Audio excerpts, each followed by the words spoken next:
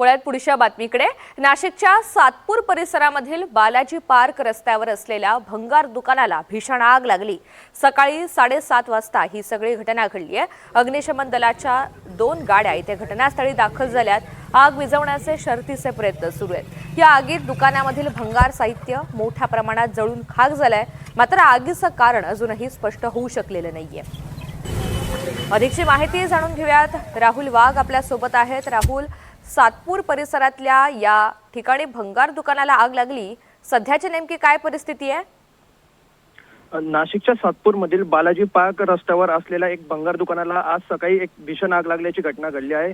या आगीमध्ये साधारणतः मोठ्या प्रमाणात नुकसान झालेलं आहे। आग लागल्यानंतर परिसरात मोठी धावपळ देखील उडाली होती। खरं तर आज नाशिकमध्ये रंगपंचमीचा उत्साह देखील जोरात आहे आणि अशातच आग लागल्यामुळे प्रशासनाची देखील काहीशी तारंबळ उडाल्याचे आपल्याला बघायला मिळालं। घटनेची माहिती मिळताच अग्निशामक दलाचे 2 बंब तत्काळ घटनास्थळी दाखल झाले असून आग विझवण्याचा शर्थीचे प्रयत्न सुरू आहेत। दरम्यान या आगीत दुकानातील मोठ्या प्रमाणात भंगार साहित्य देखील जळून खाक झाले आहेत। सुदैवाने या घटनेत अद्याप कोणतीही जीवितहानी झाली नसल्याची माहिती समोर आली आहे। मात्र ही आग नेमकी कशामुळे लागली याचे कारण अद्याप अस्पष्ट आहे। हो, धन्यवाद सविस्तर माहितीसाठी।